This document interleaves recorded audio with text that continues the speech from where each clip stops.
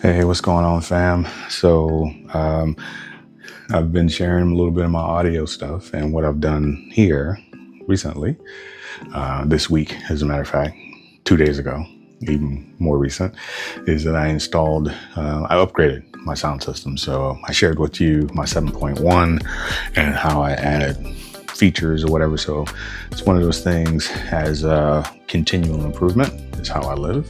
So I wanted to share with you some of the things that I've done. So the first thing I'll share, let's switch to, I upgraded from my Sony, which was a 7.2 system, to this Onkyo, which is a 9.2 system, or 7.1.2, or technically 7.2.2. You get the gist. It supports 2 more channels, discrete channels, and in that allows me to have a Atmos height differential there. So showing you what I've done is these were my these are my Shure Vegas that I had as my surround for side and for the rear. And so what I've done is I took them and I moved them to the front at height at just above 6 feet so that I can get a good sound dispersal. So I did it there. And then also with height, you want to kind of have them closer to the screen, but that's a whole different discussion. Of course, my towers are still in place, but I installed these Fluence bipolar or dipole, depending on the application. And these are basically 2 speakers in one. I really did a lot of research, and I was looking at having the height speakers like from Klipsch or Polk Audio, something that you would mount up here, and they kind of face at an angle like this, like that, as opposed to being straight on. And all the research that I saw shows that that's not really necessary. So one other thing that I'm working on in this project is that I'm going to hide all my speaker cables that I have laying out. So as you can see here, I got a nice clean look, and part of that is that I fished the speaker cable up through the wall here. So I'm going to do the same thing with this, but of course, Amazon, being shitty, is delayed my package twice. First time it got canceled and disappeared while I was out of town, and now I'm waiting for them. I have to order them again. But in any case, I ordered these grommets, and this is not sponsored, from EcoGear, and basically it comes in a package of set of 4 or set of 10 of these. So obviously the reason I'm waiting is that I have black ones for my black wall here, so that I'm still looking fashionable. And these are on that white wall, so it kind of blends in, looks more natural.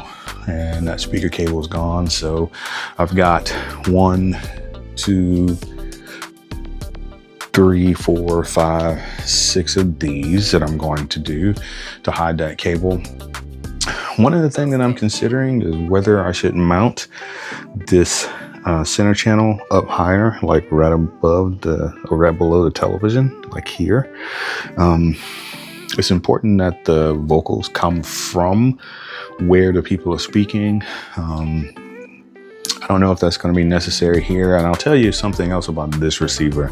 You've heard me talk about it in the past, that the way that sound engineers are mixing, that people are whispering, and there are a lot of videos that came out since, so I won't consider myself a prophet, but I hope that's something that has been the case as of the last, I'd say 10 years or so. So what we have is a situation where you basically damn near can't hear what people are saying in the visual during the dialogue is what I'm looking for, dialogue part of the show or movie that you're watching. And these people are essentially whispering is the way it sounds. Apple, even in their new update for Apple TV, has put a dialogue heavy feature inside of their codec so that it can help to offset some of this. This receiver has a feature in it that allows that, first of all, out of the box, I did a calibration with the calibration microphone, and this one will hold up to 9 points in your room, which is incredible. So what I did is I took this microphone.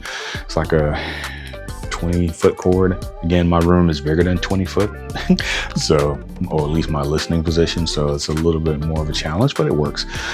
So I take this and I basically sat down in all the points that we sit inside of this room, and it calibrated and calculated those distances and the sound out of the box with the out of the box calibration. Superb. Well superior to what I was getting out of the Sony.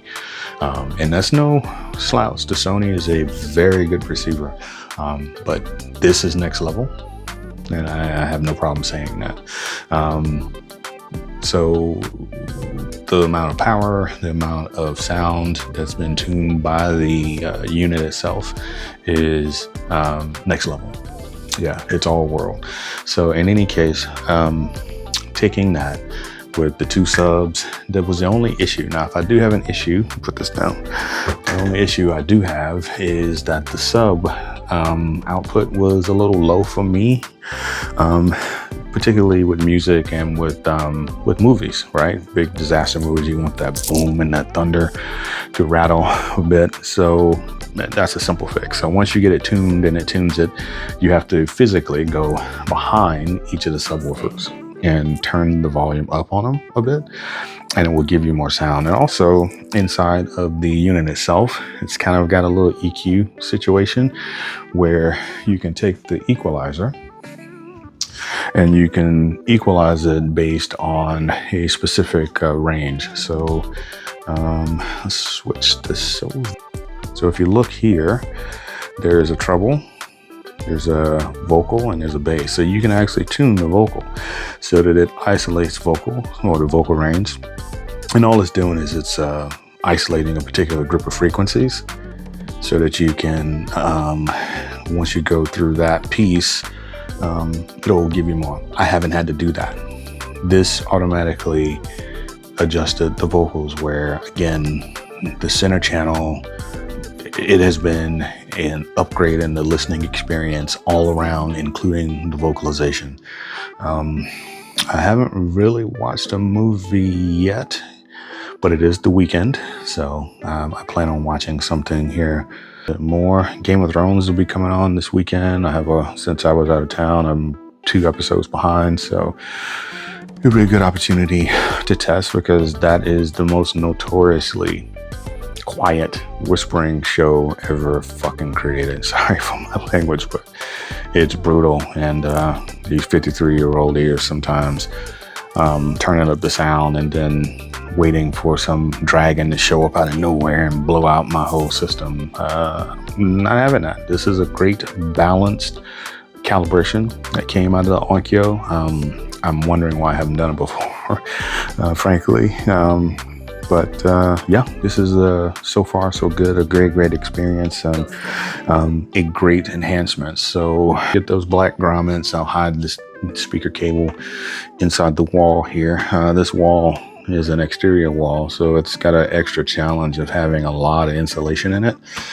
So as always, kind of a challenge. So you can see I've got my tools already here set up, and one thing that also comes in that box with the grommet, each set box comes with a hole saw that is the right size for the grommet.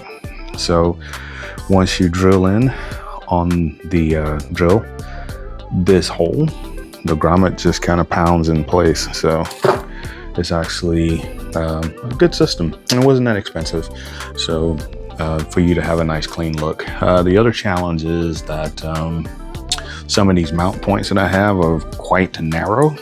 So I don't have a large margin of error there. And the same thing with those points on the back here, they're quite narrow, which means that the studs are like here and here. So I really have to be precise about getting it in the middle. But overall, this is going to really enhance the room and the listening experience. So again, as you continue to, sorry, didn't want to look at my dental work. As I continue to try to improve this room to give a better experience for movie watching, and just television watching in general. The Olympics are going on right now. This is August now. August of 2024. The Olympics are going on, and not only are they broadcasting in higher and multi-channel, but they're also broadcasting in 4K.